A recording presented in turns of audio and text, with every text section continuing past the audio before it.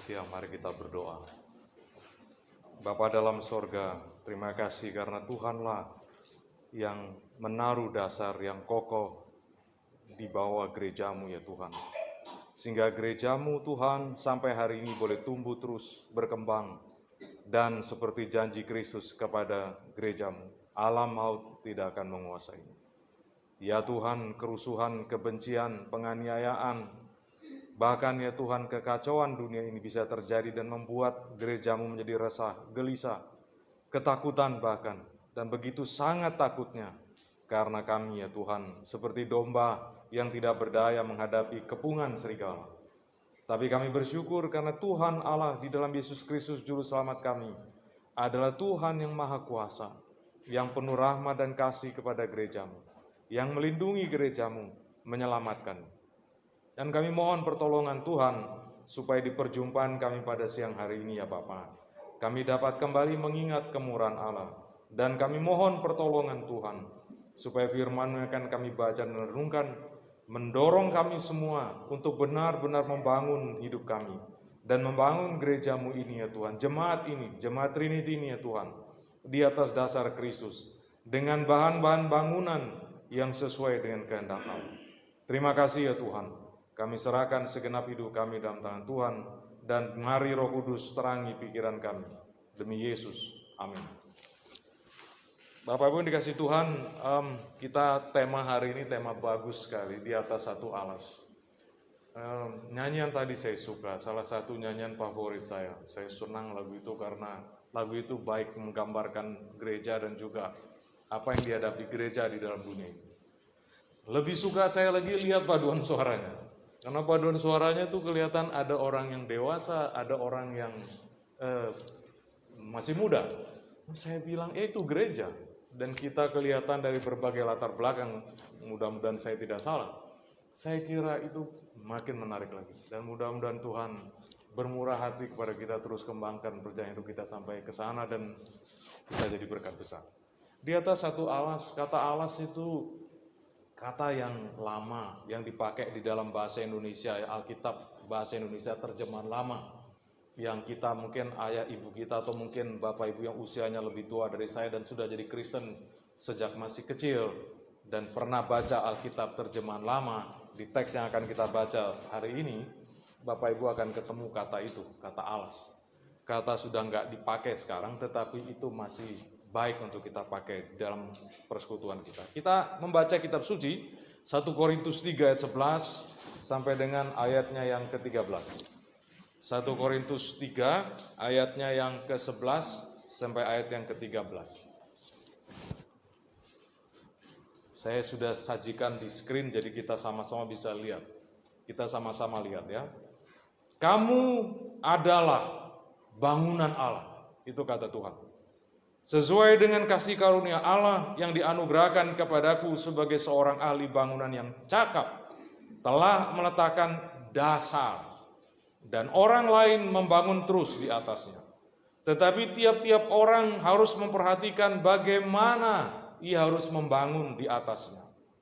Karena tidak ada seorang pun yang dapat meletakkan dasar lain daripada dasar yang telah diletakkan, yaitu Yesus Kristus.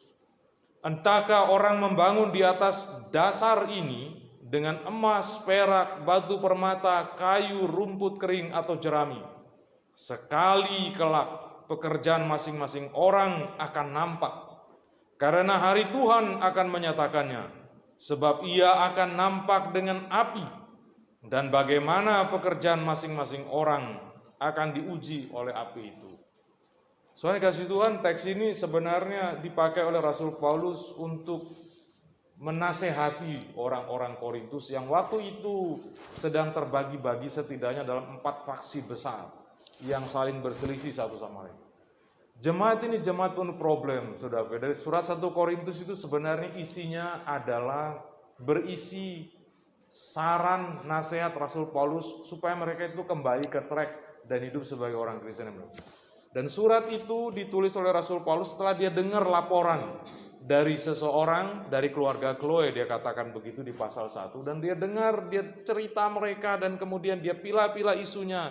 Dan juga memang ada isu-isu yang mereka sengaja tanya Rasul Paulus, ya apa ini cara menyelesaikannya? Dan sebagai responsnya kemudian dia tulis surat ini, dan yang kita baca ini sebagian dari isinya. Nah, waktu saya baca teks ini saudaraku, saya jadi ingat gambar rumah, skema atau struktur rumah. Nah, struktur rumah itu kalau Bapak Ibu perhatikan ya kira-kira sederhana seperti ini. Kita punya gereja ini kan saya kira baru kita bilang belum lama gedungnya, dan Bapak Ibu pasti pernah lihat dari mulai dia digali dasarnya sampai dia berdiri seperti ini. Nah, rumah itu ada banyak komponennya dan beberapa digambarkan dalam gambar ini. Yang pertama itu yang paling bawah adalah fondasi atau pondasi kalau pakai bahasa kita. Lalu ada yang dalam bahasa orang-orang tukang masih gunakan bahasa Belanda, slof ya. Kemudian ada yang namanya kolom, kayak tiang-tiang seperti ini, beton ini disebut kolom. Kemudian ada yang namanya ring balok, dan itu diambil juga dari bahasa Belanda, ring balk ya. Kemudian ada kuda-kuda, ada nama-nama lain yang hanya anak-anak arsitektur saja atau teknik sipil yang ngerti. Kita yang bukan sipil bingung gitu ya. Saya sendiri juga baru lihat ini istilah-istilah agak aneh. Sampai hari ini juga saya masih bingung dengan beberapa istilah itu. Tapi setidaknya di sini kelihatan ada pondasi, ada slope, ada kolom, ada ring balk, kemudian ada kuda-kuda dan lain-lain. Nah, soalnya kasih Tuhan yang menarik begini. Kalau kita lihat di dalam ayat itu yang kita baca, di dalam ayat yang ke-9, Tuhan memberitahu kita itu salah satu pernyataan yang paling penting. Dan itu menjadi hal yang Rasul Paulus nanti akan kasih tahu kita, perhatikan baik-baik ini. Kamu adalah sebelumnya ladang Allah. Ladang Allah itu ada kaitannya dengan perikop sebelumnya. Dia bicara tentang menanam, menabur, karena itu dia pakai istilah ladang Allah. Tapi di perikop yang ke bawah ini, mulai dari ayat yang ke-10, dia bicara tentang kita sebagai bangunan Allah. Nah, kata bangunan Allah itu diambil dari bahasa Yunani, bahasa asli Alkitab Perjanjian Baru kita. Kalau pakai bahasa itu sebutannya Theou Oikodome. Yang diterjemahkan hampir semua bahasa Inggris menerjemahkannya simpel saja, God's building. Dalam bahasa Indonesia bermacam-macam terjemahannya. Salah satu yang kita baca yang cukup banyak dipakai dalam beberapa versi bahasa Indonesia Alkitab itu hari ini sudah belasan Alkitab dalam bahasa Indonesia. Hampir semua menggunakan istilah bangunan Allah. Tetapi ada juga yang menerjemahkan dengan istilah kayak bahasa Indonesia sehari-hari tahun 85 mengatakan gedung Allah. Dan saya kira ini menarik. Kata ini mungkin jauh lebih baik. Gedung Allah. Kemudian ada yang pakai istilah rumah Allah. Ya, ada yang menggunakan istilah itu, terjemahan yang dipakai oleh kawan-kawan kita di gereja Kemah Injil, firman Allah yang hidup. Nah, oikodome ini apa? Karena nanti di dalam surat 1 Korintus itu Bapak Ibu akan ketemu istilah yang lain yang diterjemahkan dalam bahasa Indonesia dengan istilah kamu adalah bait Allah, bait Roh Kudus, dipakai istilah itu. Tubuhmu itu adalah bait Roh Kudus atau bait Allah. Nah, itu katanya lain. Kalau dalam kata yang kita sedang pelajari ini, kalimat yang kita pelajari bangunan Allah, dipakai istilah oikodome. Oikodome itu adalah suatu struktur, suatu bangunan, suatu gedung, suatu rumah yang sedang dalam proses dibangun. Jadi dia itu nggak selesai, dia itu baru suatu bentuk yang masih terus terbangun. Lain ketika dibicarakan tentang rumah Allah, itu menjadi menarik. Yang menarik di sini, sekalipun rumah ini sedang berproses untuk dibangun, tapi dia telah menjadi, kalau dalam bahasa di 1 Korintus 6, rumah Allah. Istilahnya lain, pakai istilah naos di situ, bukan oikodome. Menarik. Kita manusia di dunia kita ini kalau rumah masih dalam proses membangun, mana ada kita tinggal di situ, apalagi kalau belum ada atap, belum ada jendela, mana kita mau tinggal. Tapi kalau semua sudah lengkap, setidaknya ada atap, ada jendela, ada pintu, sekalipun masih belum ada plesterannya, ini masih belum pakai keramik, sudah bisa ditinggali. Tapi yang menarik dengan kita manusia ini adalah, sekalipun kita masih dalam proses dibangun, kita sudah menjadi tempat kediamannya Roh Kudus. Itu menarik Bapak Ibu ya. Tuhan itu tidak tunggu kalau kita mau pakai badan, ini relevan sekali dengan orang-orang Korintus. Soalnya dikasih Tuhan, kalau Bapak Ibu baca surat Korintus, Bapak Ibu akan ketemu dengan kejahatan orang Kristen yang paling mengerikan menurut saya. Kita nggak pernah tahu ada orang Kristen itu anak niduri istri bapaknya. Nggak pernah tahu kan? Mungkin kita pernah tahu, tapi jarang terjadi yang begitu model itu dalam hidup orang Kristen zaman ini. Zaman itu ada anak niduri istri bapaknya. Ada orang Kristen yang hidupnya itu begitu rileks banget sampai mereka saban waktu tuh pergi ke rumah-rumah pelacuran. Ada di sini, di gereja ini. Tapi yang menariknya dengan orang-orang Kristen yang model begini, Bapak Ibu, kalau dengar sapaannya Rasul Paulus di pasal 1, kepada orang-orang kudus. Menarik. Disinilah Luther menemukan dasar untuk bisa mengatakan kita ini adalah peccator et peccatorum.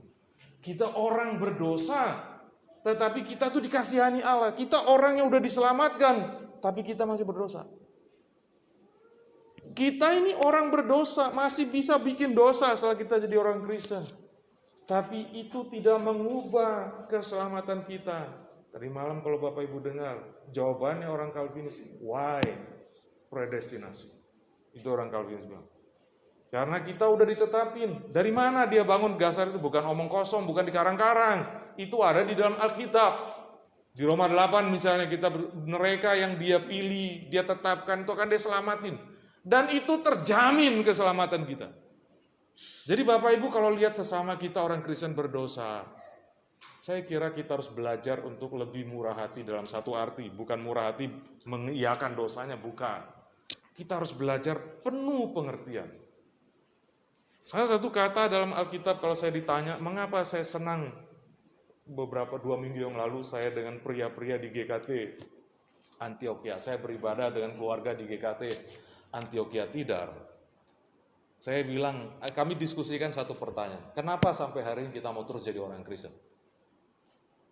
Kenapa sampai hari ini nih, setelah bertahun-tahun nih, kita mau tetap jadi orang Kristen?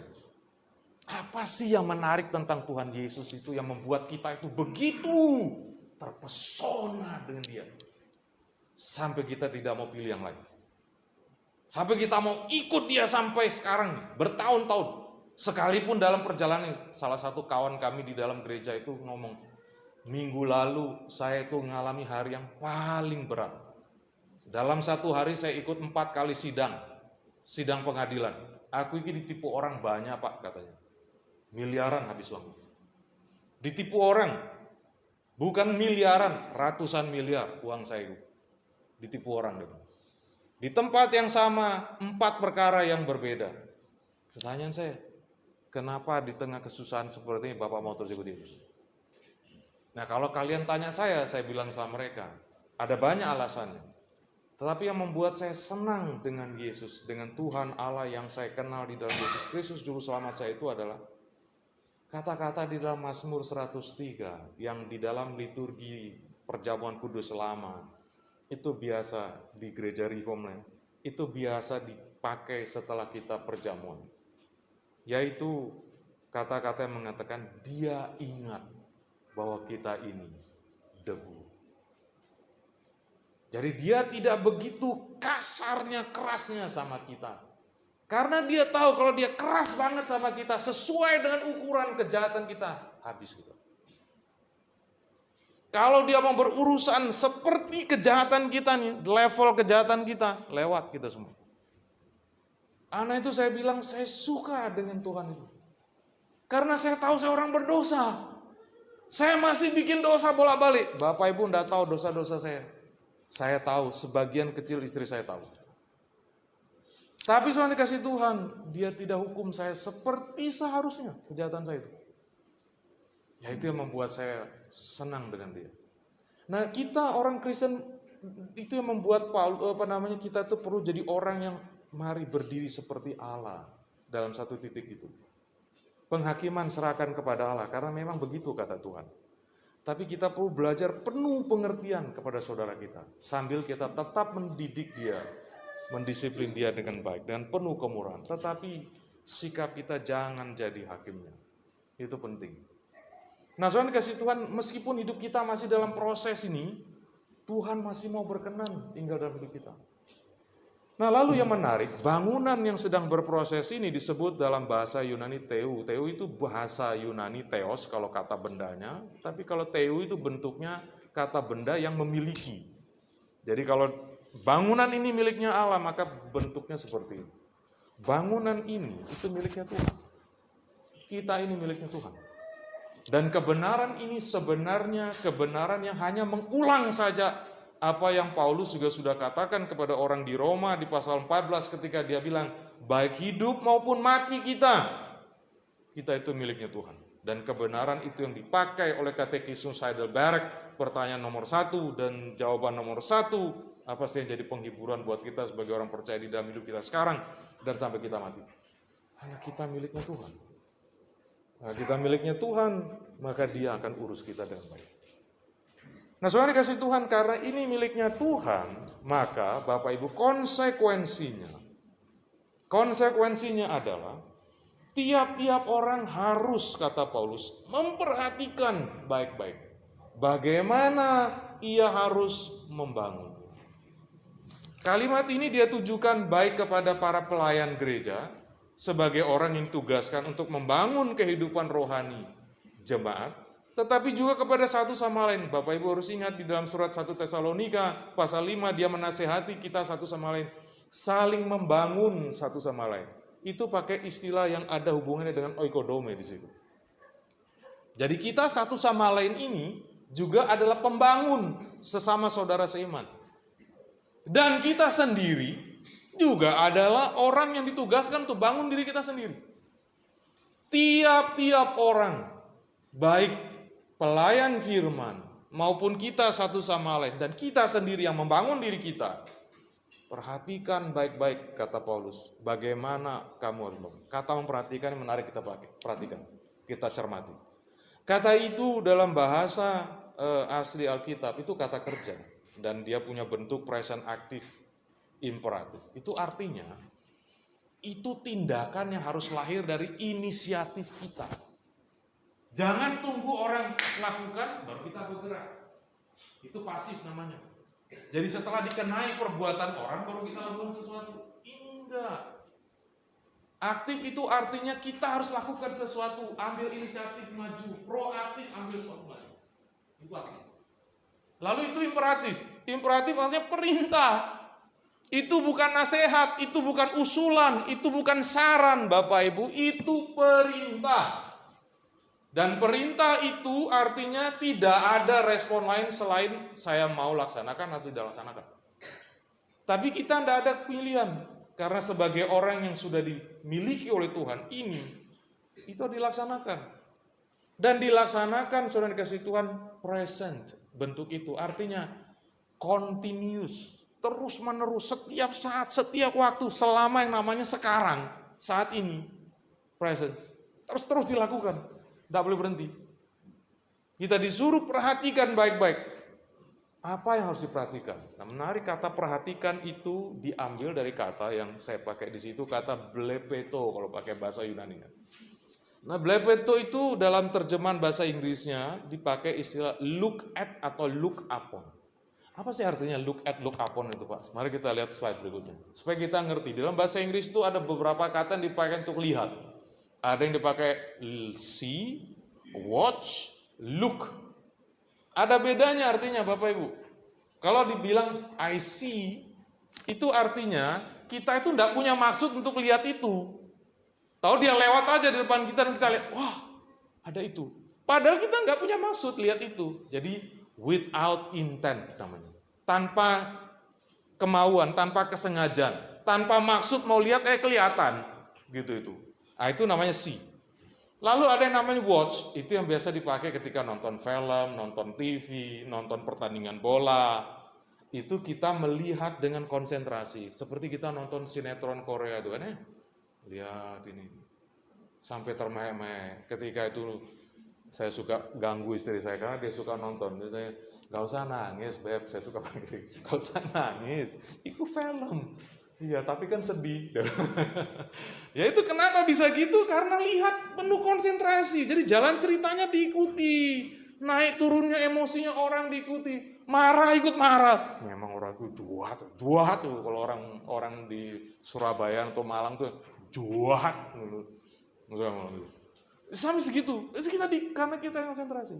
Tapi ketika kita bicara to look, itu artinya kita melihat dengan sengaja dan penuh perhatian. Nah, di sini waktu Paulus mengatakan perhatikan, itu artinya sengaja lihat, sengaja perhatikan dan understand, mengerti apa yang sedang terjadi. Nah, apa yang dia suruh lihat? Nomor 1, dia suruh lihat kita ini siapa.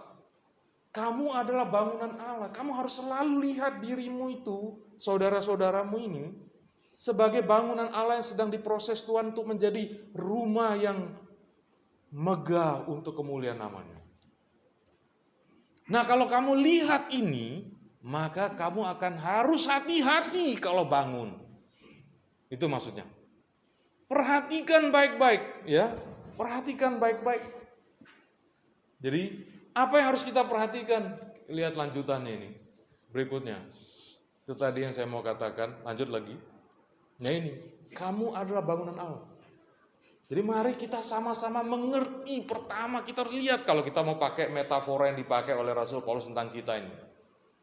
Ada banyak gambaran tentang kita ini, siapa kita di dalam Kristus yang dipakai dalam Alkitab ya. Dan salah satu yang sering dipakai Paulus ini, kamu itu bangunan Allah. Jadi kau harus perhatikan baik-baik, kamu itu. Dirimu itu adalah bangunan Allah yang sedang diproses Tuhan untuk menjadi bangunan yang indah, mencerminkan kemuliaan. Nah, kalau kita bicara bangunan, Paulus bilang, ini perlu kau harus perhatikan baik-baik dan jangan luput dari penglihatan. Apa? Pondasinya. Pondasi bangunan itu harus kau perhatikan baik-baik. Pondasinya adalah Yesus Kristus. Hidup kita itu dibangun di atas ini. Nggak boleh yang lain. Tidak boleh ada yang lain. Nanti ketika dia bicara bahan bangunannya, dia bicara kau bisa pilih apa saja. Kau mau bangun dengan cara bangunan mana saja, silakan. Tapi yang satu ini tidak bisa diganti dengan yang lain. Kalau engkau mau sebut dirimu orang Kristen, bangunan ini di atasnya Yesus, di bawahnya Yesus. Kalau bukan Yesus, meskipun namamu itu Kristen, kau bukan orang Kristen. Sekalipun namamu Matius, Markus seperti saya, nama pertama saya, namamu Yohanes, kau bukan orang Kristen. Sekarang ini nama-nama orang agak sedikit membingungkan memang. Zaman dulu tuh nama orang Kristen, namanya orang ini kelihatan, so ini Kristen. Tapi sekarang nih karena zaman sudah kampanye di mana-mana lagi orang perkenalkan diri. Di dekat saya itu sampai kadang geleng-geleng kepala. Ada di daerah Sukun di wilayah saya itu ada orang namanya Magdalena. Tapi dia berkerudung. Saya suka kali itu kan masih dunia ini memang aneh sebenarnya. Nama itu sudah lagi tidak bisa mencerminkan kamu dari mana udah. Dari grup mana udah enggak ada udah. Lewat itu. Era itu sudah lewat. Tapi yang mau saya katakan, kalau engkau seorang Kristen, di bawah hidupmu, di fondasi hidupmu itu harus Yesus Kristus. Nah, apa artinya? Menarik di sini. Paulus bilang gini, itu sudah ditaruh di situ. Dasar itu sudah ditaruh di situ. Itu lebih dulu sudah ditaruh Tuhan di situ. Itu gambaran menarik tentang anugerah. Hidup Kristen itu dibangun di atas anugerah Allah yang menaruh Yesus Kristus ini di dasar fondasi. Tidak ada yang lain yang taruh. Yang naruh itu adalah tindakan Allah di dalam Yesus Kristus. Yang membuat kita itu dibangun di atas Dia. Nah, kalau kita bicara dasarnya Yesus Kristus, lalu itu apa sih Pak? Kalau kita bicara bangunan hidup yang dibangun di atas Kristus, maka itu harus dibangun di atas pengertian siapa Yesus. Siapa Dia? Siapa Dia? Dia adalah Tuhan Allah yang datang ke dalam dunia ini, menjadi manusia, sama seperti kita, merendahkan diri, hidup, menjalani derita, mati dan bangkit, untuk menyelamatkan kita, untuk memperbarui kita. Siapa Yesus? Alkitab jelas banget bicara tentang kita. Tentang dia maksud saya. Tapi yang menarik di sini, teman-teman.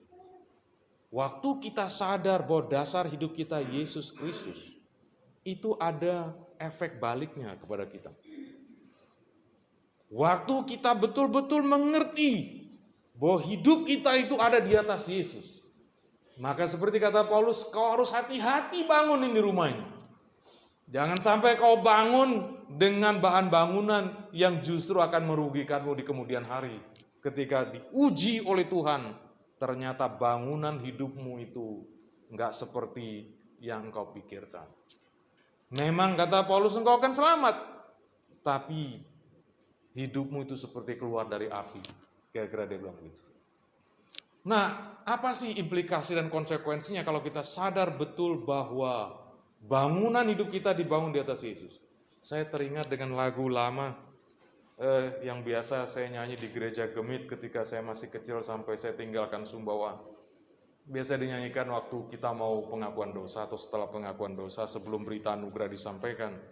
Lagunya seperti ini. Ada di dalam gedung jemaat saya kira. Ya Allahku cahayamu, terang kudus belaka, dan kami manusia berdosa bercelaka. Kalau kita lihat Yesus, Bapak Ibu kasih Tuhan, kita akan lihat Allah yang kudus itu.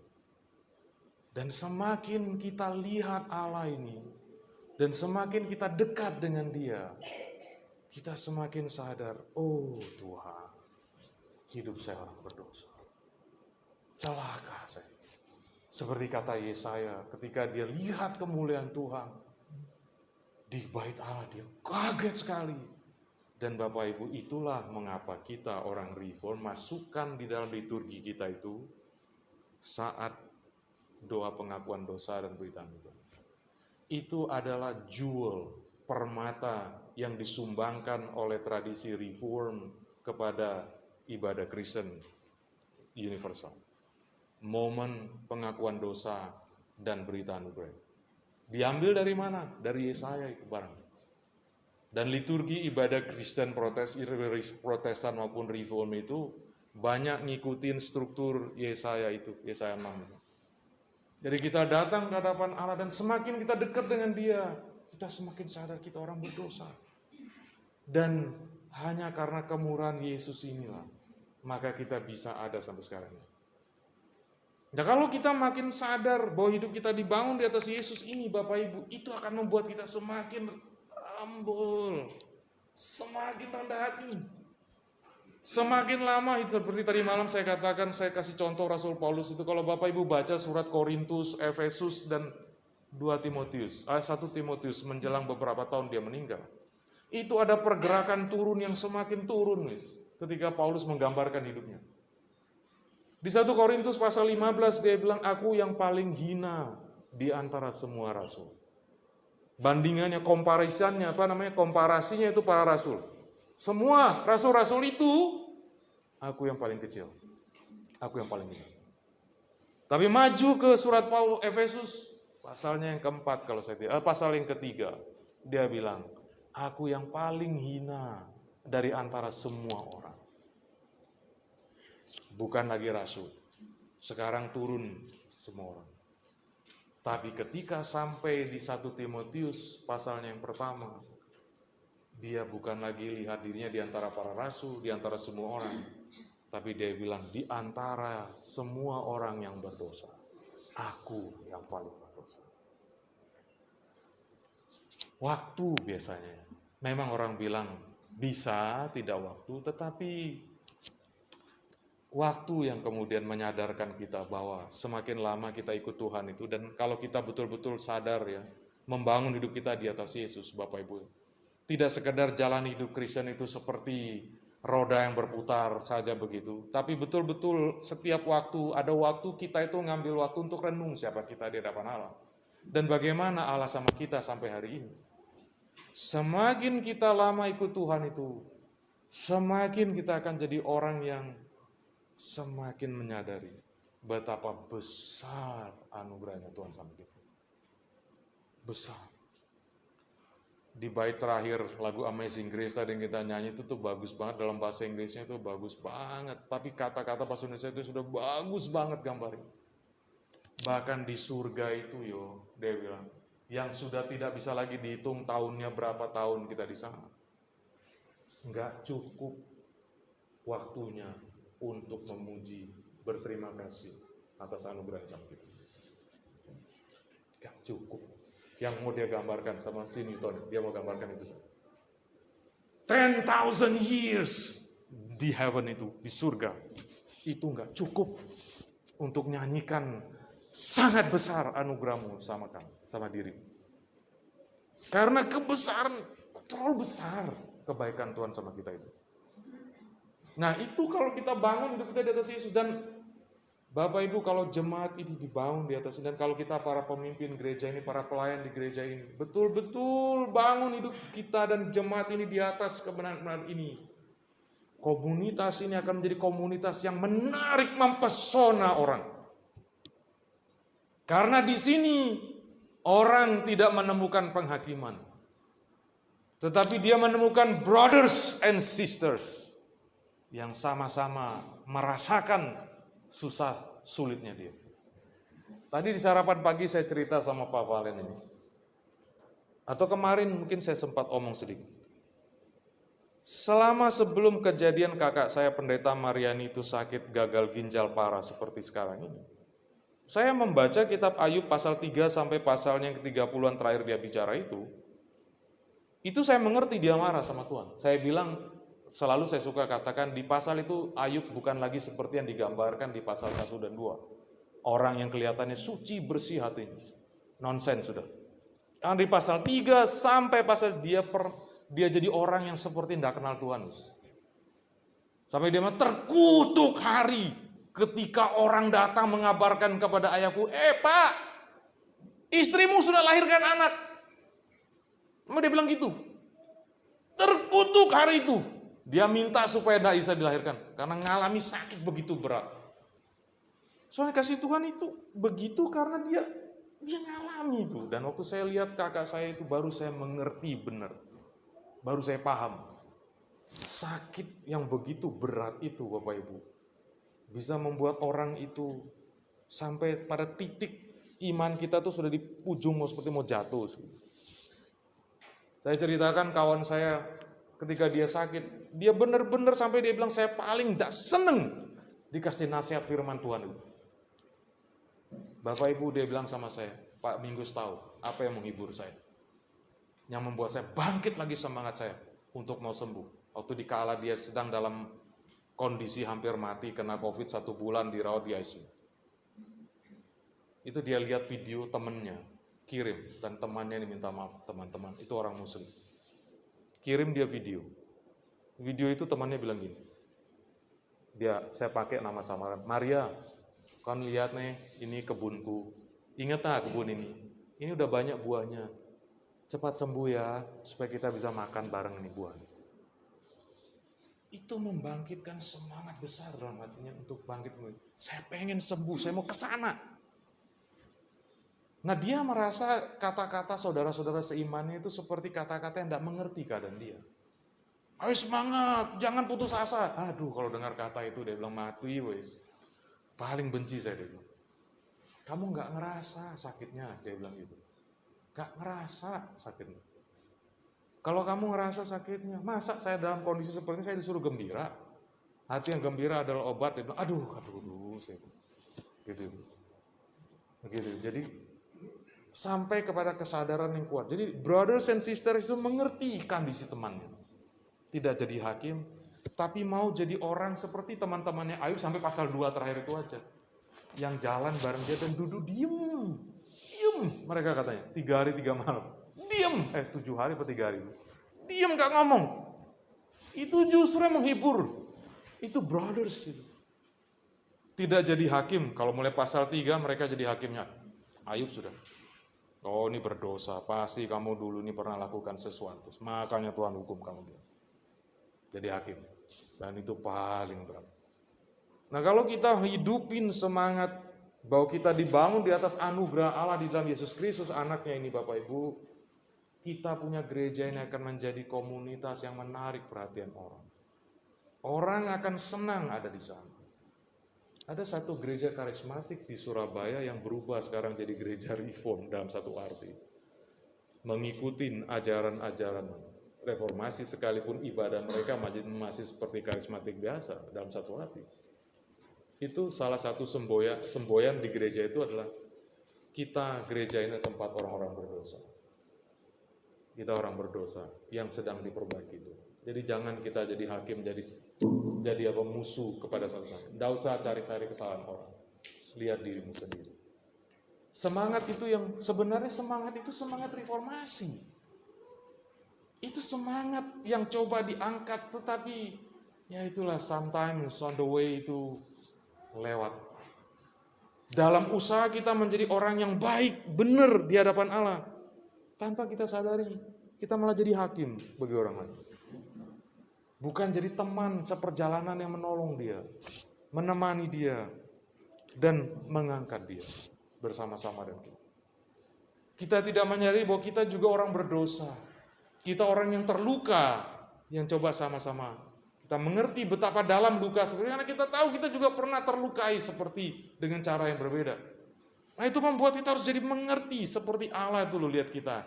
Dia mengerti bahwa kita ini debu. Nah, itu dua kata yang paling saya sukai di dalam Alkitab itu kasih karunia dan kemurahan. Kasih karunia itu artinya dia itu tidak dia mengampuni kesalahan kita. Dia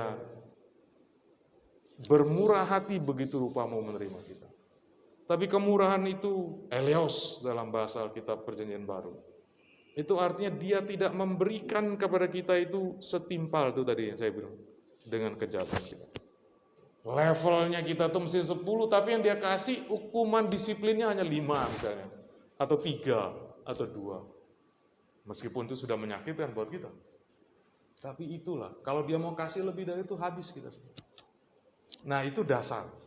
Lalu yang berikutnya Bapak Ibu, bahannya yang kita pakai perlu hati-hati. Dan di sini kita punya pilihan 2. Kita bisa bangun hidup kita ini, gereja ini, dengan bahan yang saya sebut bahan yang tahan uji dan bahan yang tidak tahan uji. Bahan yang tahan uji oleh api itu kan pasti dari emas, perak, batu permata. Emas dan perak khususnya semakin dipanasi dengan api, dia malah dimurnikan dari yang mengotorinya dan makin kelihatan kemilaunya. Tapi kalau bahannya dari kayu, rumput kering, jerami, kasih api, tambah panas, habis semua. Masalah dengan orang Korintus tuh di sini selama ini kelihatannya. Mereka itu membangun hidupnya dengan materi yang buruk ini. Yang kemudian terbukti dengan apa yang sedang terjadi di dalam gereja itu sekarang. Di dalam gereja yang kita baca itu. Sampai hari ini. Nah, itu kemudian menghasilkan 2 macam bangunan. Ya, dari proses ini. Karena membangun dengan bahan yang tahan uji dengan tidak tahan uji. Hasilnya akan 2 macam. 2 macam. Pertama, bisa muncul manusia rohani. Yang kedua, bisa muncul manusia duniawi. Ini sama-sama orang Kristen, Bapak Ibu. Manusia duniawi itu orang Kristen. Manusia rohani orang Kristen. Sudah lahir baru, Pak? Sudah. Ada Yesus. Dasar hidupnya Yesus. Tapi penampilan hidupnya yang satu rohani, yang satu duniawi. Yang duniawi ini dalam bahasa di dalam ayat 1, kalau Bapak Ibu baca pasal 3 ayat 1, Bapak Ibu ketemu dengan istilah yang belum dewasa dalam Kristus. Kalimat itu sesungguhnya lebih tepat diterjemahkan dengan ada beberapa terjemahan bahasa Indonesia lain menerjemahkan dan sangat baik, termasuk terjemahan lama, kanak-kanak dalam Kristus. Dan itu persis sama kata itu dengan kata yang dipakai oleh penulis surat Ibrani, pasalnya yang kelima, untuk menggambarkan orang Kristen penerima surat Ibrani. Nah, cuman case-nya beda. Di pasal 5 surat Ibrani atau di seluruh kitab Ibrani itu kita bertemu dengan orang Kristen yang aneh, saudaraku. Kata penulisnya, kamu ini heran saya. Udah tahunan jadi Kristen, mestinya kamu ini udah jadi pengajar levelmu. Tapi kok malah Yang dasar aja masih belum lulus kan. Kok bisa begini hidupmu? Sampai dia peringatkan, hati-hati loh. Kalau kamu terus jalan hidupmu seperti ini, jangan-jangan, kamu ini memang bukan orang Kristen beneran. Seperti gitu. Jadi ini udah tahunan jadi Kristen, mestinya, kata penulis, sudah jadi guru. Nah, itu problem mereka sendiri. Tapi di sini yang kita ketemu masalahnya lain. Manusia dinai ini adalah orang-orang yang dipakai dalam terjemahan, beberapa terjemahan itu kanak-kanak, menurut keinginan daging hidupnya, duniawi, kemudian tidak menuruti kehendak Allah, melainkan menurut hawa nafsu. Nah, penafsir ada yang menjelaskan apa artinya, dihubungkan dengan beberapa ayat di dalam kitab suci, dalam surat 1 Korintus juga. Mereka ini adalah orang-orang yang sangat dipengaruhi oleh cara berpikir dan perilaku dunia ini. Itu manusia, orang Kristen, udah lahir baru, tapi hidupnya secara duniawi. Nah, mereka ini dipengaruhi cara berpikir dunia. Dan ini sebabnya mengapa terjadi perselisihan dan banyak masalah di dalam gereja ini. Karena mereka tidak membangun hidup mereka menurut bahan dasar yang cocok dengan Yesus. Yesus itu punya pikiran, punya perasaan, punya kemauan, punya kehendak, punya pikiran yang jelas tergambar di dalam kitab suci. Tapi mereka lihatnya lain. Yang jadi prioritas Yesus bukan prioritas mereka. Yang Yesus anggap besar, mereka anggap kecil. Karena yang kecil itu di mata dunia besar. Dan itu sebabnya kita ketemu dengan gejala yang saya bilang, mengingatkan saya kepada percakapan tadi malam. Di dalam gereja itu kalau Bapak Ibu baca dari ayat 1 sampai ayat 9, dia ditegur oleh Rasul Paulus. Bagaimana kamu ini, di dalam itu ada yang membanggakan aku dari golongan Apolos, dari golongan Paulus, dari golongan Kefas. Orang-orang ini berkelompok-kelompok mengataskan atau melekatkan diri mereka dengan nama-nama terkenal di dalam grup Kristen. Bapak Ibu, itu memang kecenderungan manusia yang jahat, yang dosa kita ini. Mencoba mengambil nilai lebih, mengangkat nilai hidup kita itu dengan mencoba melekatkan diri kita kepada seseorang yang terkenal atau kepada sesuatu yang dianggap oleh dunia ini berharga. Itu cara dunia memang. Orang akan bangga di dunia ini kalau disebut dia ini muridnya profesor ini. Dia ini pengikutnya ini. Dia itu orang yang bisa menjelaskan pikirannya doktor, profesor ini. Misalnya gitu. Dia ini muridnya orang itu loh. Terkenal itu loh. Tetapi itu dengan orang. Tapi di sisi yang lain seperti tadi malam saya katakan, kita juga bisa membangun keberhargaan diri kita dengan melekatkan diri kita kepada barang, kepada benda. Tadi malam saya kasih contoh, pegang iPhone 15 diangkat. Tapi kalau ponsel yang dari murah-murahan itu, kalau bisa jangan ada orang lihat nih. Kita mainnya sembunyi-sembunyi. Jadi itu punya tas-tas tertentu, merek-merek tertentu. Bangga. Bisa pakai mobil-mobil tertentu. Kita punya gengsi jadi naik. Nah, ini sebenarnya yang dilakukan oleh orang-orang Korintus. Hanya di sana itu mereka bicara tentang kelompok yang terkait dengan orang. Kenapa begitu, Pak? Bapak Ibu harus ingat latar belakang orang Yunaninya Korintus. Orang Yunani itu sangat terpukau dengan hikmat. Makanya kata hikmat bolak-balik muncul di dalam surat Korintus. Dengan pengetahuan. Di Yunani itu ada yang disebut kelompok sofis namanya. Pencinta hikmat. Pencinta ilmu. Orang-orang itu sangat bangga kalau mereka bisa disebut di antara para sofis itu. Dan Paulus, Apolos, Kefas, bahkan termasuk golongan Kristus dikatakan di pasal 1 ayat 12. Ada yang menyebut dirinya golongan Kristus. Entah kenapa pakai golongan Kristus. Kali-kali mau jembatani, udahlah enggak usah yang lain-lain, golongan Kristus saya. Mungkin itu. Tapi mereka mencoba membanggakan dirinya dari kelompok ini. Dan itu bukan selesai di sini Bapak Ibu. Nanti kalau Bapak Ibu pasal 11 baca, dan itu berkaitan dengan perjamuan kudus, ada masalah lain lagi. Itu jemaat terpisah secara sosial ekonomi. Yang kaya dari kelompok para pemilik budak tidak mau duduk makan perjamuan kudus bersama dengan orang Kristen yang jadi budak-budak. Disitulah makanya lahir pasal 11 itu. Dia bicara tentang, dia mengatakan kamu ini melakukan kebiasaan yang menodai tubuh Tuhan. Menodai tubuh Tuhan itu dalam pengertian aslinya bukan kita itu berbuat dosa macam enggak. Itu terkait dengan pemisahan yang mereka buat. Jadi kelompok-kelompok orang-orang kaya, pemilik budak ini nggak mau duduk makan bareng dengan mereka. Dan mereka lebih dulu datang makan sampai habis, yang sisa-sisa baru dikasih budaknya. Karena tidak mau makan bareng, semeja bareng dengan para budaknya. Itu masalahnya. Soalnya kasih Tuhan, pikiran duniawi yang menguasai pikirannya. Dan saya harus kasih tahu dengan sedih Bapak Ibu ya. Di gereja, saya sudah 26 tahun di GKT.